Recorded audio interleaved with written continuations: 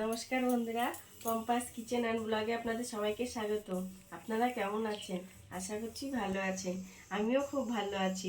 প্রতিদিনের মতন চলে এসেছি আজকেও একটা নতুন রেসিপি নিয়ে। খুব ঠান্ডা লেগে গেছে, মাঝে মাঝেই কাশি হচ্ছে, কাশিটা কমেই না, মানে ওই 1 মাস ধরে কাশি, মানে কন্টিনিউ হয় না, মাঝে মাঝে যখন হয় একদম, যখন ওঠে না খুব অনেকটা সময় হয়, তারপর আবার থেমে যায়। তো তো আজকে আমি বানাবো সম্পূর্ণ নিরামিষ পদ্ধতিতে সোয়াবিনের মুঠা। তো সোয়াবিনের মুঠা আমি কিভাবে বানাচ্ছি, প্লিজ প্লিজ আপনারা পুরো ভিডিওটা দেখতে থাকুন, আশা করছি আপনাদের ভালো লাগবে। তো দেখুন বন্ধুরা, আমি এখানে 100 গ্রামের মতন সোয়াবিন নিয়ে নিয়েছি। সোয়াবিনটা একটু ছোটো সাইজের। তো এটাকে আমি প্রথমে একটু গরম জলে ভিজিয়ে রাখবো। এটা আমি 10 মিনিট গরম জলে ভিজিয়ে রাখবো। তো দেখুন আমি জলে দিয়ে দিয়েছি, এটাকে আমি একটু 10 মিনিট ভিজিয়ে রাখবো। তো দেখুন বন্ধুরা, সোয়াবিনটা ভিজে গেছে, জলটাও ঠান্ডা হয়ে গেছে। তো দেখুন বন্ধুরা, সোয়াবিনটা ভিজে গেছে, 10 মিনিট আমি ভিজিয়ে রেখেছিলাম, আর জলটাও ঠান্ডা হয়ে গেছে। তো এখন আমি এই জলটাকে ফেলে দেবো, আর সোয়াবিনটা ভালো করে ধুয়ে নেব।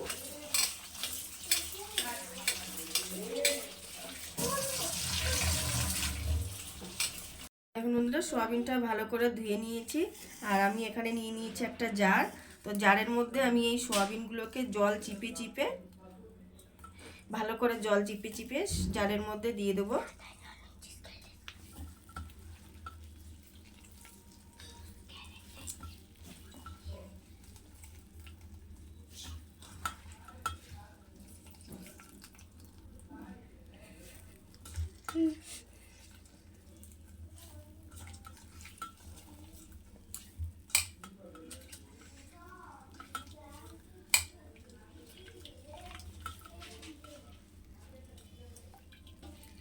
তো দেখুন দিয়ে দিয়েছি, এটাকে এবার আমি একটু মিক্সিতে ঘুরিয়ে নেব।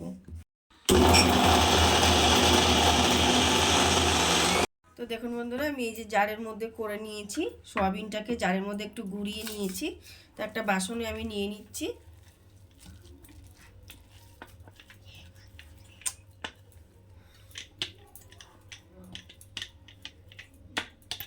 তো নিয়ে নিয়েছি দেখুন।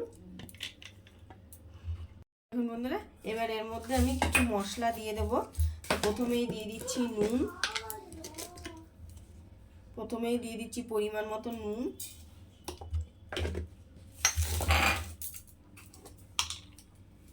দিয়ে দিচ্ছি লঙ্কার গুঁড়ো,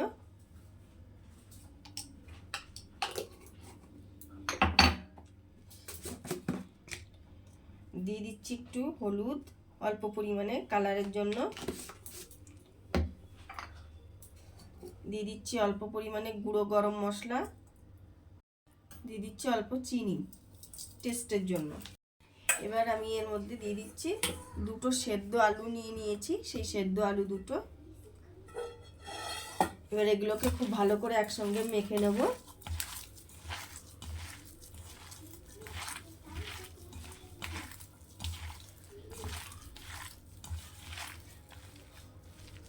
আপনারা চাইলে এর মধ্যে একটু ধনেপাতা কুচিও দিতে পারেন, আর যারা পেঁয়াজ দিয়ে করতে চাইছেন তারা এর মধ্যে একটু পেঁয়াজ কুচিও দিতে পারেন। আমি তো সম্পূর্ণ নিরামিষ পদ্ধতিতে করছি, সেই জন্য পেঁয়াজ দিচ্ছি না। তো আপনারা চাইলে এর মধ্যে ধনেপাতা কুচি আর পেঁয়াজ কুচিটাও অ্যাড করতে পারেন। তো দেখুন খুব ভালো করে মেখে নিয়েছি। এবার একটুখানি আমি মানে বাইন্ডিংয়ের জন্য একটুখানি দিয়ে দিচ্ছি সামান্য পরিমাণে বেসন, তাহলে মানে বড়াটা ছাড়বে। তো এবার বেসনটা দিয়ে এটাকেও খুব ভালো করে মেখে নেব।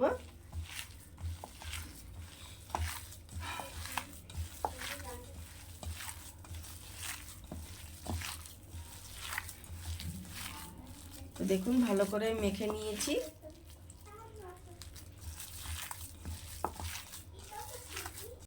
আর এর মধ্যে সবার লাস্টে দিয়ে দিচ্ছি অল্প একটু সাদা তেল, সামান্য একটু সাদা তেল আমি দিয়ে দিচ্ছি। এবার এর সঙ্গে ভালো করে মেখে নেব।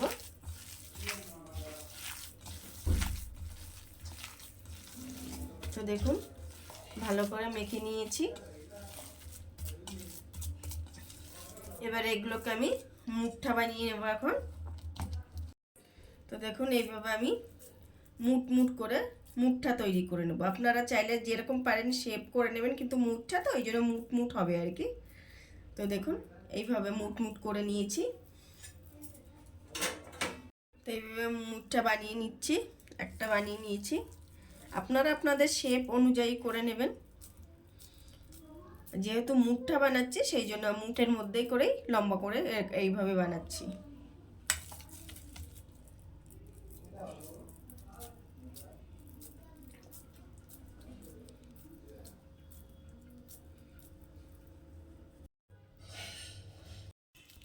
তো দেখুন বন্ধুরা এইভাবে আমি সবগুলোকে বানিয়ে নেব।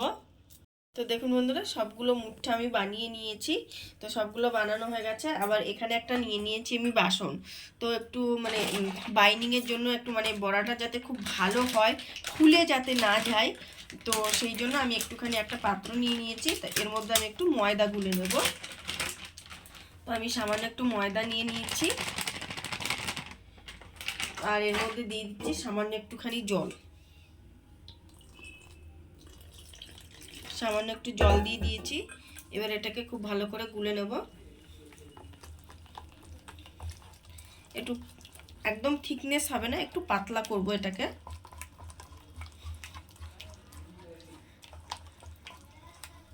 তার একটু জল দেব। তো দেখুন এইভাবে আমি ময়দাটাকে গুলে নিয়েছি। তো ওইদিকে মুঠা তো বানিয়ে রেখেছি। এবার আমি কড়াই বসিয়ে দিয়েছি। কড়াইতে দিয়ে দিচ্ছি সাদা তেল। তেলটা একটু গরম হতে দেব। দেখুন বন্ধুরা তেলটা আমার গরম হয়ে গেছে। আর যে মুঠাগুলো আমি তৈরি করে নিয়েছিলাম এগুলো এখন আমি ভেজে নেব। তো ভাজবো আমি একটা একটা করে মুঠা নিয়ে নিচ্ছি। আর এই যে ময়দাটা আমি গুলে রেখেছিলাম সেই ময়দাটার মধ্যে ডুবিয়ে দিচ্ছি। তাহলে কোটটা কিন্তু খুব ভালো হবে, ভাজাটা একটু মচমচও হবে আর খেতেও সুন্দর হবে। তো আমি একটা একটা করে এইভাবে ভেজে নেব।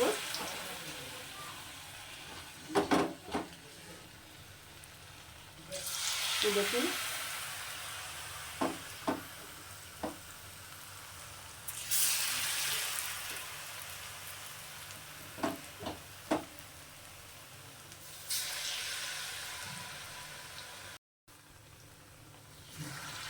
তো এবার এগুলো আমি ভেজে নেব, হালকা আছে। তো দেখুন বন্ধুরা দিয়ে দিয়েছি। এবার একটা পিঠকে আমি উল্টে দিচ্ছি। এগুলোকে আমি লাল লাল করে ভেজে নেব। দেখুন একটা একটা এরকম এরকম লাল কালার হবে সবগুলোই।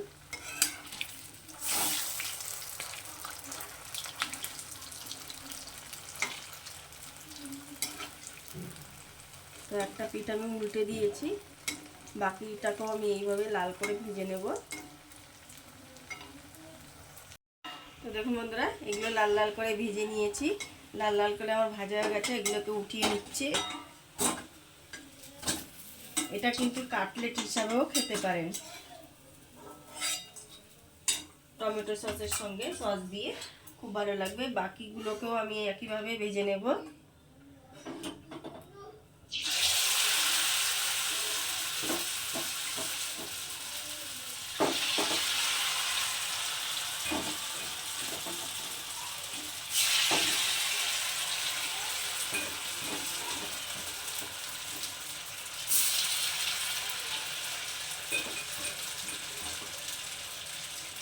দেখুন বন্ধুরা এবারে এগুলোকে এইভাবেই ভেজে নেব।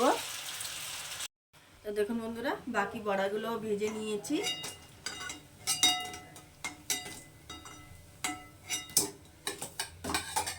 এখানে নিয়ে নিয়েছি কিছুটা আলু। তো আলুগুলো ওই আমি একই তেলের মধ্যে ভেজে নেব।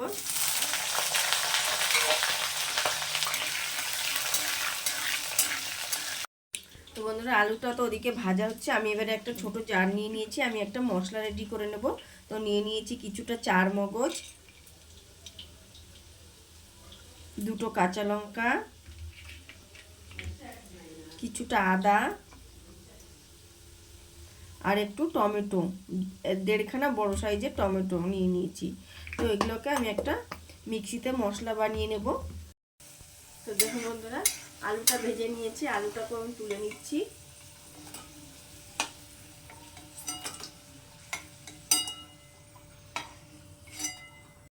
তো দেখুন কড়াইটা আমি তেলটা ঢেলে নিয়েছি। এখন আগে ছিল সাদা তেল, আমি এটাতে সর্ষের তেল দিয়ে দিচ্ছি। তো তেলটা একটু গরম হতে দেব। তো দেখুন বন্ধুরা, তেল গরম হয়ে গেছে। আর তেলের মধ্যে দিয়ে দিচ্ছি আমি কিছুটা গোটা গরম মশলা, 2টো লং, 2টো এলাচ আর একটুখানি দারচিনি। দিয়ে দিচ্ছি ছোট ছোট 2টো তেজপাতা।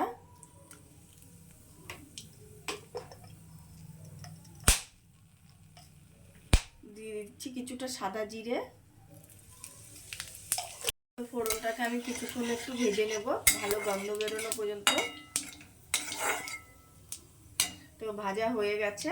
এখন আমি যে মশলাটা রেডি করে রেখেছিলাম, আদা, টমেটো, চারমগজ আর কাঁচা লঙ্কা, তো সেই মশলাটাকে আমি এটার মধ্যে দিয়ে দিচ্ছি।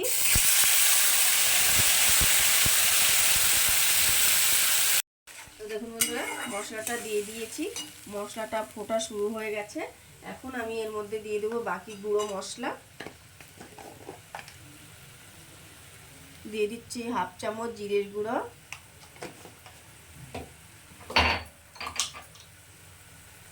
দিয়ে দিচ্ছি 1/2 চামচ লঙ্কার গুঁড়ো,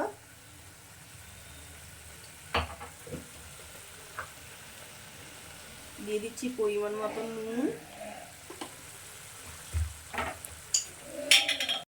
দিয়ে দিচ্ছি 1/2 চামচ ধনের গুঁড়ো,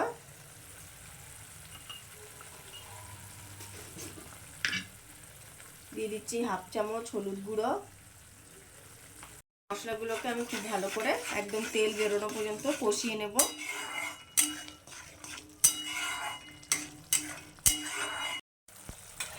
তো দেখুন বন্ধুরা, মশলাটা মোটামুটি হয়ে এসছে।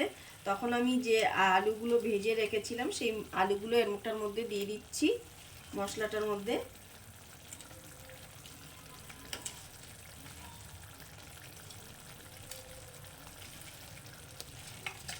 এবারে আলুটার সঙ্গে মশলাটাকে খুব ভালো করে কষিয়ে নেব।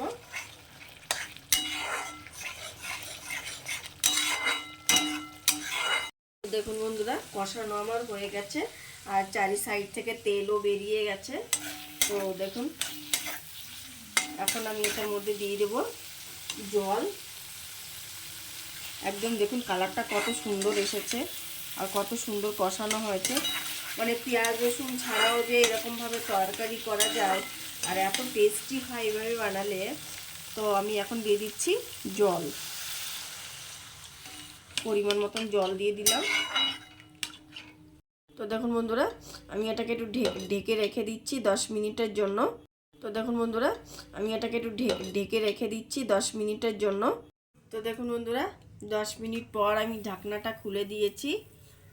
তো দেখুন জল পুরো অনেকটাই কমে এসেছে আর আলুগুলো দেখুন সেদ্ধ হয়ে গেছে, কারণ আলুটা ভাজা ছিল তো, আবার কষিও নিয়েছি, আবার একটু জলে দিয়ে সেদ্ধ করলাম।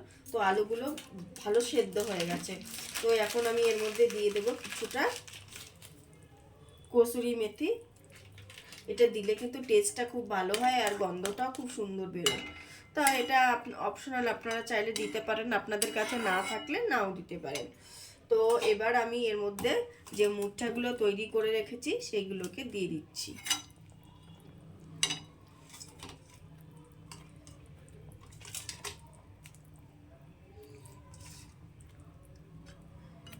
তো দেখুন মুঠাগুলো দিয়ে দিয়েছি। তো এবার আমি আবারও এটাকে 2 মিনিট, দেখুন বন্ধুরা, আমি আবারও এটাকে 2-3 মিনিটের জন্য একটুখানি ঢেকে রাখবো। তো দেখুন বন্ধুরা, 3-4 মিনিট পর আমি ঢাকনাটা খুলে দিয়েছি। তো দেখুন কত সুন্দর লাগছে না দেখতে। তো এখন আমি এর মধ্যে দিয়ে দিচ্ছি একটুখানি মিষ্টি।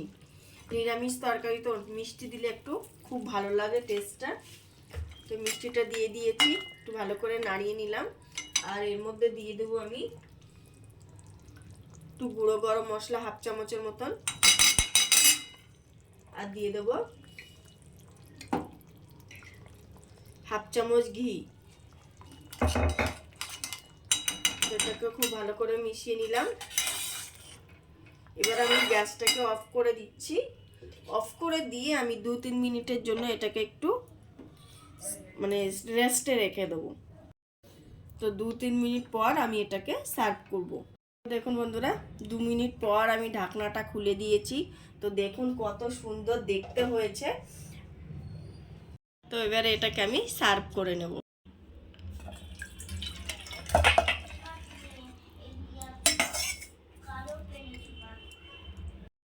তো দেখুন বন্ধুরা, তৈরি হয়ে গেছে আমার মানে সম্পূর্ণ নিরামিষ পদ্ধতিতে সোয়াবিনের মুখটা। তো আজকের রেসিপি আপনাদের কেমন লাগলো অবশ্যই কমেন্টে জানাবেন। ভালো লাগলে প্লিজ প্লিজ একটা লাইক করবেন আর প্রচুর প্রচুর শেয়ার করে দেবেন।